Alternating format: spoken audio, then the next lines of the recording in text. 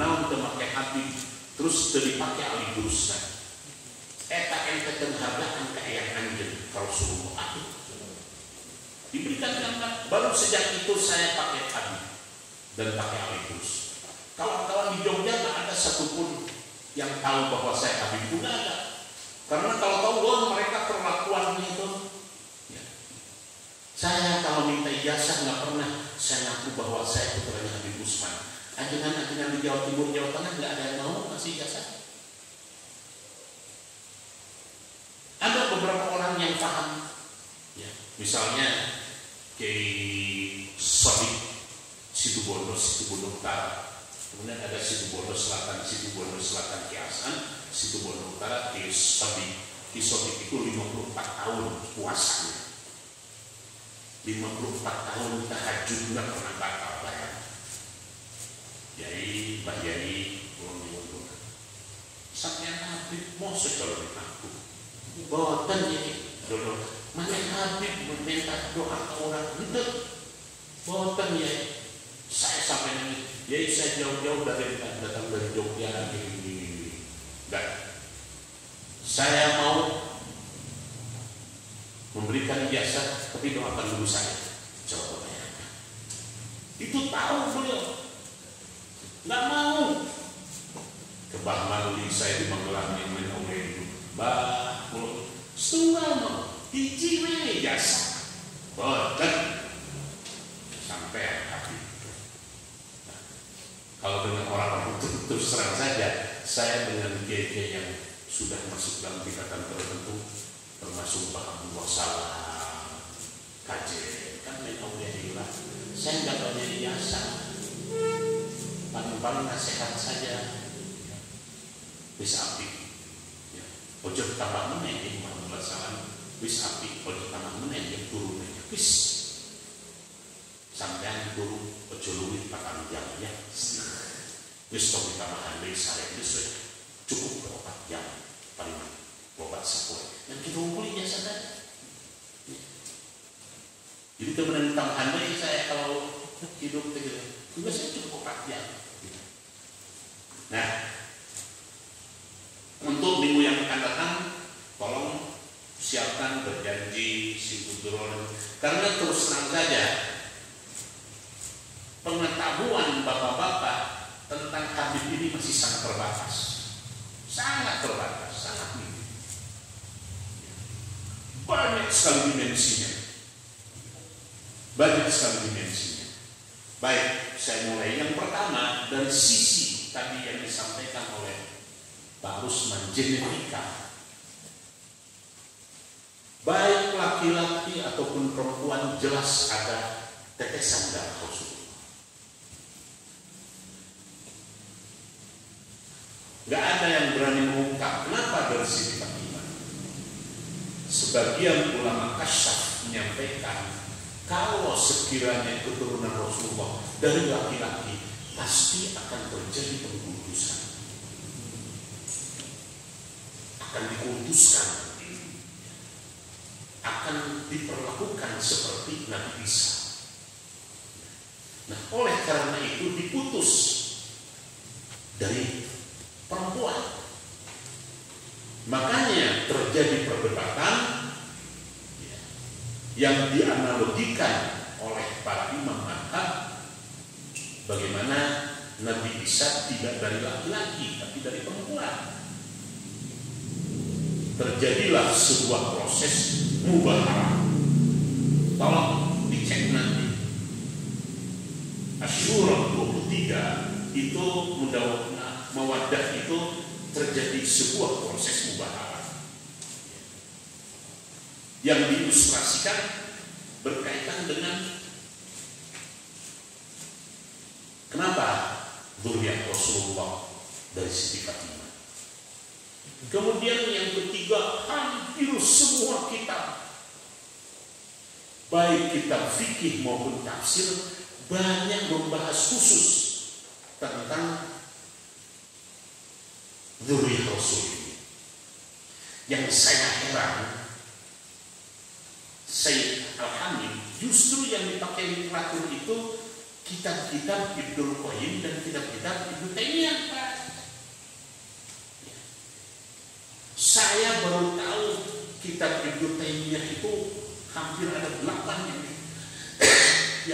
di sini. Dan yang paling banyak itu kitabnya Ibnu Qayyim, Jala'ul Afham. Akhirnya saya terdorong, saya di rumah kitabnya Ibnu Taimiyah ini hanya 2. Padahal saya yakin kalau ke Saudi, kalau ke Mekah, ini kitab-kitab Ibnu Taimiyah banyak gitu. Nah, ini kan motivasi, saya harus membeli juga. Masa saya ambil banyak sekali. Di sini saya sebutkan kitab ada kata di sini kan. Saya tuliskan kata-katanya itu. Oh ini kitab ini, oh ini kitab ini, kitab ini.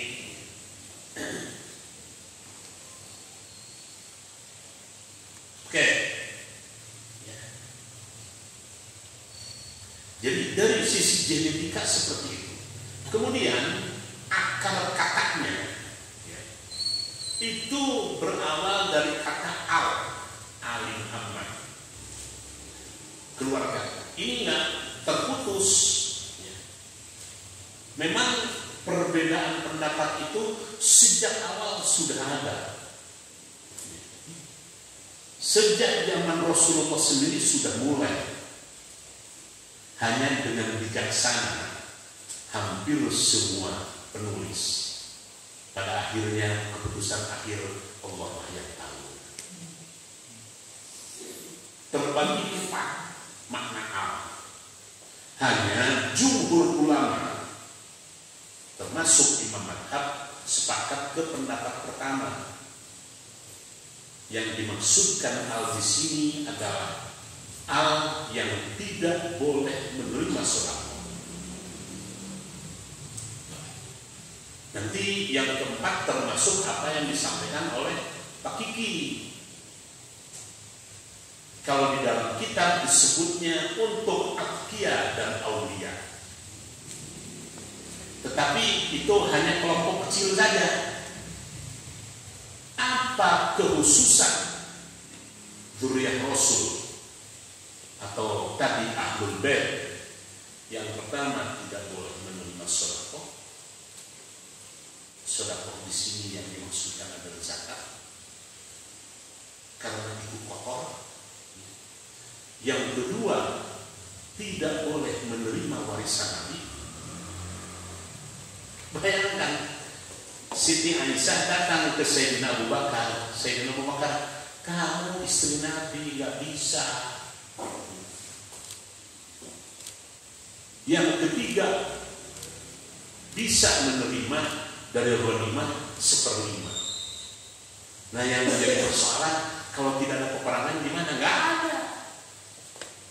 Tapi Rasulullah sudah menjanjikan, insya Allah dzurriyyahku pasti Allah penuhi untuk makan 3 hari. Sedikit, jadi nggak cilok itu. Dan yang keempat ini yang tidak diberikan oleh yang lain-lainnya, dzurriyyah Rasul ini berhak untuk menerima sholawat. Oleh karena itu Rasulullah mengatakan kalau membaca sholawat tidak disambungkan Allahumma sholli ala sayyidina Muhammad titik, itu namanya sholawat batrah. Sok nanti baca di kitab. Bukan hanya abtar saja, Rasulullah sendiri menyebutkan. Jadi kalau ada orang yang menyebut Allahumma sholli ala sayyidina Muhammad tidak disambung dengan wa ala ali sayyidina Muhammad, itu namanya sholawat batrah. Sholawat yang terputus. Ada hadisnya di sini. Ada hadisnya. Panjang. Jadi kalau abtar itu kejadian dengan As bin Wa'il, jadi begitu putra Rasulullah yang 4 meninggal semuanya, yang sedikit As bin Wa'il. Muhammad itu abtar, terputus turunannya. Akhirnya Allah balas As bin Wa'il dalam sejarah Arab, akhirnya terputus, tidak punya keturunan. Semua keluarga besarnya As bin Wa'il. Itu asbabun nuzulnya, inna a'tainakal kautsar fasholli li rabbika wanhar inna syani'aka huwal abtar. Abtar di sana itu berkaitan dengan asbin wahid. Terutama pada saat Sayyid Qasim meninggal, disenserikan kanjeng Nabi Muhammad ma'abdar, Muhammad orang yang terputus. Dan memang kenapa Rasulullah sampai mengekspresikan kecintaannya seperti itu, Rasulullah sudah ada gambaran bahwa keluarganya ini akan carut marut. Bayangkan di zaman dinasti Umayyah dan dinasti Abbasiyah itu dikejar terus. Raja kelima dari dinasti Umayyah yang namanya Hisham bin Malik, setelah kakaknya Marwan meninggal diteruskan oleh Hisham. Suatu ketika Hisham masuk di Masjid Nabawi, dilihat itu siapa? Kok orang berebutan begitu? Saya raja, saya khalifah, kok tidak disambut? Kata orang-orang, Hisham sudah tertutup matanya. Selamat itu keturunan Rasulullah hanya karena seorang yang namanya Ali Zainal Abidin. Allah selamatkan. Dan betul hadis-hadis tadi bahwa keturunan Rasulullah ini ke atas jelas sampai Nabiullah Ibrahim, ke bawah juga jelas sampai nanti kiamat. Oleh karena itu yang sangat tidak dikehendaki berkaitan dengan Habib ini, yang paling benci adalah Dajjal. Itu ada hadisnya. Karena Dajjal tahu bahwa yang akan membunuh saya itu keturunan Rasulullah, Imam Mahdi. Itu sudah sangat jelas. Oleh karena itu kalau ulama-ulama Ahlus Sunnah itu yang nanti ke itu keturunan Dajjal tuh. Jadi Dajjal sangat bangga kalau ada orang-orang yang membenci dan sebagainya, dan sebagainya. Nah, kalau kita lihat hadisnya, hadis berkaitan dengan Ahlul Bait ini banyak sekali dimensinya. Mencaci Ahlul Bait munafik, mencaci Ahlul Bait tidak masuk surga, mencaci Ahlul Bait tidak mendapatkan syafaat. Yang berkaitan dengan syafaat itu 4 yang Rasulullah sampaikan itu. Orang yang berhak menerima syafaat itu semuanya berkaitan dengan dengan hormat dan merawat ke Ahlul Bait. Sengaja saya tanda begini dulu. Paman hajar. Terus tadi ada askakolen. Kemudian juga ada hadis yang berkaitan dengan penggunaan atau sering disebutnya hadis kisah. Tatkala Rasulullah memakaikan baju-baju yang longgar kepada Sayyidina Hasan dan Sayyidina Husain, Rasulullah sudah sangat paham 9 bulan untuk menunjukkan kecintaannya. Rasulullah terpaksa berkeliling tatkala akan ke masjid itu, muter heula melewati rumah Sayyidah Fatimah. Jadi ada dzurriyyah juga di kitab itu ada 2 pembahasan. Ada yang roknya tanpa tasdid, dzurriyyah, ada roknya yang tasdid, dzurriyyah. Tetapi yang afshah adalah dzurriyyah. Itu punya konotasi yang berbeda. Di sini dibahas. Oh, saya terus terang saja nggak mau mendalami karena saya takut. Saya paling takut jangan sampai nanti kok timbul arogansi, timbul rasa kehabiban, dan itu paling nggak boleh.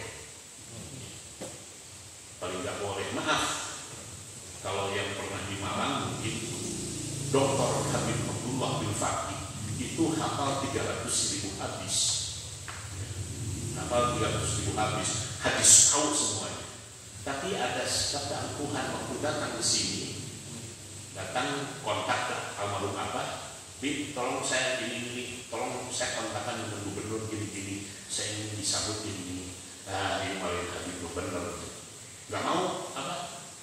Waduh, Dr. Abdullah bin Fatih itu Habib Ali karena yang dituakan waktu itu Habib Ali Kulikang.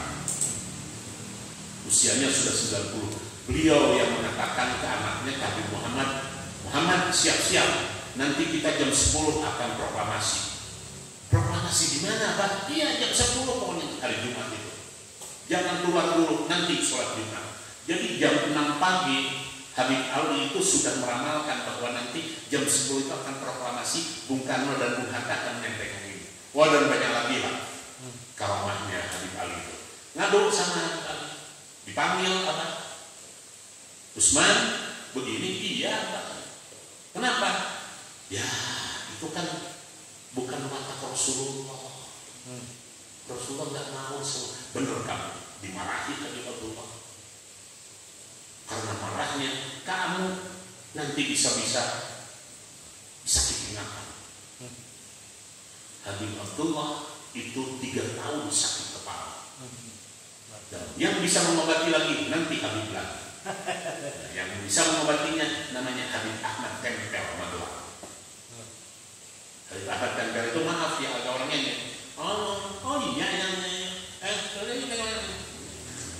datang. Saya gini kowe edan diciumkan bulan sorbannya. Habib Abdullah bin Fatih yang 300.000 hadis apa? Itu karena oleh Habib Ali lagi.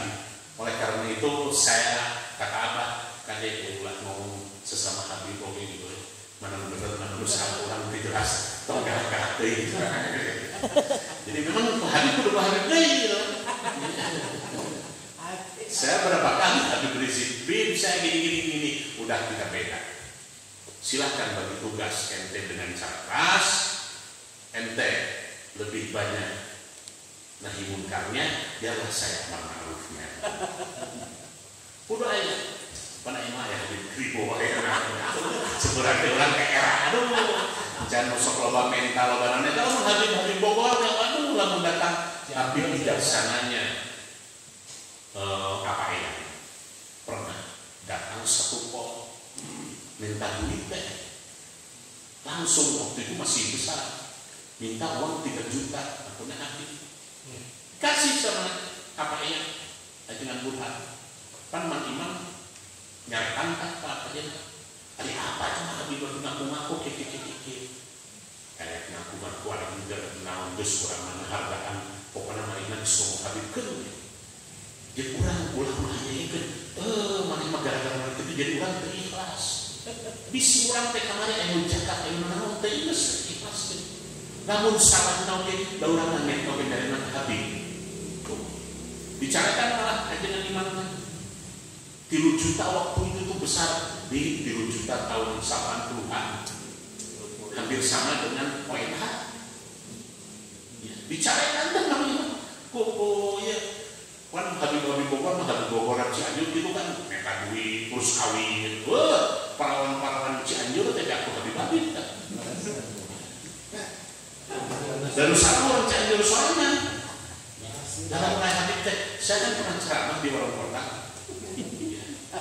beres pernah buat tilu atau budak dia pun anak nomor 25 tahun anak nomor 2 23 tahun nomor 3 18 tahun sudah di terus nikah terus putra 2 kayak maksa bu maksa buat di mana ini nama orang ikan cina aku mang cina di ikan nanti orang punya anak tu dia nama apa kecil nama kecil gampang gitu terus aku kumaha dahan tuh bumi tas saya tuh kantung diri benar bukan dari Cibodas juga garulis ke orang baru pernah kan garulis aja sok lamun hayang ningali awewe garulis orang baru pernah ya karena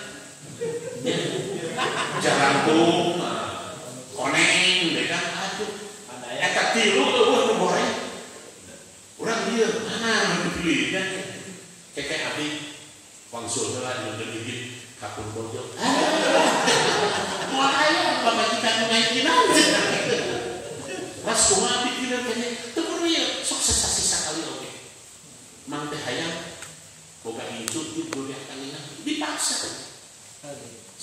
Sejak itu saya hampir 2 tahun tewali ceramah kajian.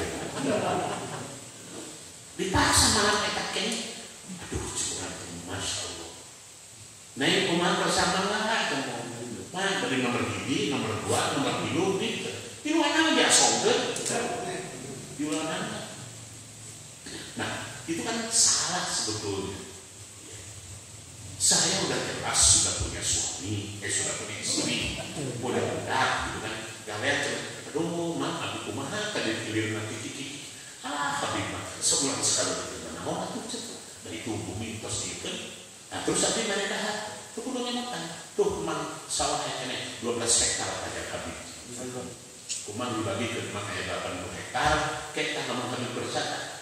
Manyang 12 hektar tina panen teu cekep mah. Aduh, dia kegoda. Itulah nasib istiqomah. Kata suami istri kalau di rumah. Sieun oge ngakeke atuh teuhani ya atuh. Kakak budak gigi teh. Setengah 2 udah mau dirapahan. Aduh, palingan kieu loba korban ieu urang Cianjur. Jaga gelis nanti. Eta mah gelis asli teu make bedak, teu make dipen spin itu kan orang pertama gelis plastik gitu kan. Plastik gitu kan. Baik, kembali ke persoalan. Nah, pengertian ahlul bait sendiri, sendiri itu ada 4. Yang pertama, yang tidak berhak mendapatkan sedekah. Artinya hanya yang 5 orang itu. Rasulullah, Sayyidina Ali, Siti Fatimah, Hasan Husain. Nah, dari sana disambunglah dengan dzurriyyah ahlul baitnya itu. Kenapa dari Sayyidina Abbas tidak masuk ahlul bait? Di sana masuknya kerabat. Penafsiran yang kedua masuk istri-istri. Pendapat pertama tidak masuk istrinya juga. Ummahatul Mukminin tidak masuk dalam kategori ahlul bait. Walaupun dalam surat An-Nisa di sana dicantumkan secara khusus sampai ke ketentuan tidak boleh menikah lagi istri-istri Nabi karena akan mengundang fitnah. Kemudian yang ketiga tadi berkembang dengan Bani Hashim dan Bani Muthalib, Bani Abdul Muthalib. Dan yang keempat sebagaimana tadi yang disampaikan oleh Pak Kiki. Ya. Tetapi jumhur ulama mengatakan yang pas adalah yang ke-1 dari Sayyidina Ali dan Siti Fatimah dan seterusnya. Terlalu banyak hadisnya, ada yang hadisnya panjang dan sebagainya dan sebagainya. Ada yang panjang sekali hadis itu. Yang mana tadi syair yang disampaikan oleh Imam Syafi'i betul.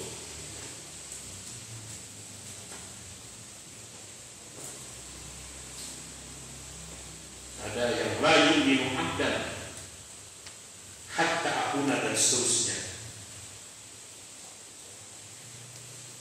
Nah, inna awwala ma yadkhulul jannah ana wa Fatimah wal Hasan wal Husain dan seterusnya.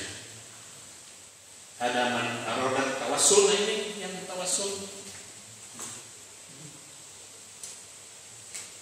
Man arada tawassula wa yakunu lahu indi yawma ashfa'u lahu biha yawmal qiyamah falyasil ahla baiti wa yudhimu surura alaihi. Barang siapa yang hendak bertawassul dan ingin mendapat syafaatku pada hari kiamat kelak, hendaklah dia menjaga hubungan silaturahmi. Ada sebuah kejadian Ibnu Abbas, Abdullah bin Abbas, beliau usia 13 sudah menunjukkan kecerdasannya, tetapi hormatnya kepada guru sedemikian rupa. Suatu ketika tatkala Zaid bin Sabit keluar, Zaid bin Sabit lebih senior. Dia salah seorang yang dipercaya oleh Rasulullah untuk menjaga Al-Quran. Oleh karena itu sangat dihormat. Pada saat Zaid bin Sabit akan naik kuda, Abdullah bin Abbas turun, keluar, langsung memasangkan kakinya Zaid bin Sabit ke agar menaik kuda kan supaya dia yang cukup dimasukkan. Zaid bin Sabit nangis langsung turun. Ya Ibnu Abbas, izinkan saya untuk mencium tangan. Di situ tata krama dua sahabat. Abdullah bin Abbas menghargai Zaid bin Sabit karena kealiman dan kesolehannya, karena dia termasuk 5 guru Al-Quran di kalangan muslimin. Zaid bin Sabit tahu zaman itu tinggal Abdullah bin Abbas yang masih kerabat Rasulullah. Turun, cium tangan. Saya nggak pantas, saya izinkan saya. Sayyidina Umar, Sayyidina Abu Bakar, perlakuannya Masya Allah. Sayyidina Umar pada waktu sholat ini istisqa, nggak turun-turun hujan, panggil Sayyidina Abbas, kau masih kerabat Rasulullah, tolong bantu saya dengan doa. Baik, karena Sayyidina Abbas beda dengan putranya. Kalau putranya alim betul, dia mufassir pertama dalam Islam. Begitu Sayyidina Abbas turun, langsung berhujan. Itu yang disebut dengan tawassul. Disebut dengan tawassul. Berkaitan dengan istilah hadis saja, berkaitan dengan hal ini kurang lebih ada 120 hadisnya. Waduh, macam-macam lah. Terlalu banyak dimensinya. Sangat banyak dimensinya. Nah, misalnya yang syafaat ini, arba'atun ana lahum syafi'un yaumal qiyamah. Nah, siapa yang berhak mendapatkan syafaat dari Rasulullah? Al-mukarrimu lidurriyati wal qadi lahum hawaijahum was-sa'i lahum fi umurihim inda madurru ilaihim wal muhibbu lahum biqalbihi wa lisanihi. 4 golongan yang akan memperoleh syafaatku pada hari kiamat: orang yang menghormati keturunanku, orang yang memenuhi kebutuhan mereka, orang yang berusaha membantu urusan mereka pada saat diperlukan, dan orang yang mencintai mereka dengan hati dan lidahnya. Saya kemarin waktu membahas syafaat ini, yang saya maksudkan dengan Rasulullah sudah menentukan kriteria siapa yang layak mendapatkan syafaat. Nah, Ajina Asap itu suming waktu itu ya, untuk membahas syafaat. Wah, hadir? Ya, di sana ya. Kan saya sudah menyampaikan kriteria. Ini salah satu kriteria syafaat. Padahal nanti syafaat itu yang paling mahal. Hanya saya terus terang saja tadi ngejaga. Aduh, karena sekarang pas ngebahas bisa disangkan hijauan, bisa disangkan aduh ya. Saya kan terlalu pengen rasa ini menyangkut diri saya gitu kan. Lamun seorang politik menjeruk makan jeruk. Jadi namun nggak banggakan sorangan lamun ini mah onani katanya kalau bahasa orang seniman mah gitu kan. Gimana? Nggak berbohong sorangan. Padahal aduh masya Allah ya, sangat banyak, dan ada hadis yang panjang sebagai penjelasan dari mana ya hadis yang panjang itu yang dikutip di kitab Tafsir Al-Kabir. Man mata ala hubbi ali Muhammad mata syahidan. Ala wa man mata ala hubbil ali Muhammad mata maghfuran lahu. Bukan ini syahidan, bukan dua maghfuran lahu. Ala wa man mata ala hubbi ali Muhammad mata taiban. Ala wa man mata ala hubbi ali Muhammad mata mu'minan mustakmilul iman. Ala wa man mata ala hubbi ali Muhammad basyarahu malakul maut bil jannah thumma munkar wa nakir. Bayangkan ada dimensi alam kuburnya, dimensi surganya, dimensi munafiknya. Waduh, banyak sekali dimensinya, banyak sekali terkait kaitan-kaitannya itu. Ya. Nah, coba ada yang dari Ibnu Mas'ud. Ibnu Mas'ud yang mengatakan, yaumun fi hubbi ali Muhammad khairun min ibadati sanah. Lebih bagus daripada ibadah setahun. Satu hari mencintai keluarga Rasulullah. Di sini disebut yaumun fi hubbi ali Muhammad khairun min ibadati sanah. Itu Ibnu Mas'ud.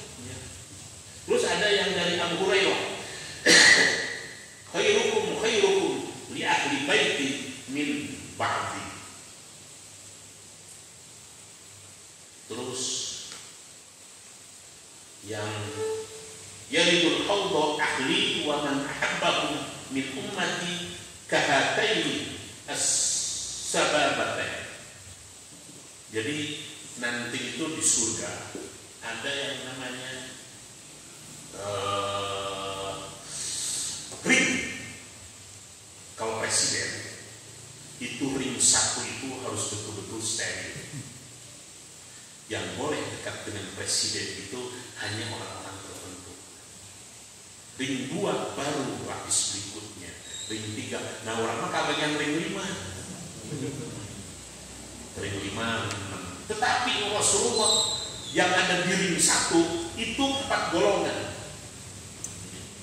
Yang pertama, orang yang mengurus yatim dengan baik. Nah, dengan hidayah, karena itu ikhlas kan. Orang yang mengurus yatim di dunia, kahata ini, sambil menunjukkan ini, itu ring pertama. Yang kedua, yang ring pertama itu yang mencintai keluarga Rasulullah. Itu ring pertama. Kemudian yang ring pertama lagi orang-orang yang hafid, dan yang keempat orang-orang yang syahid. 4 golongan ini masuk di ring pertama. Ring pertama nanti kumpulnya dengan para nabi, dengan para aulia. Itu ring pertama. Kalau ring pertama, bapak-bapak kita malam satu kita rakaat.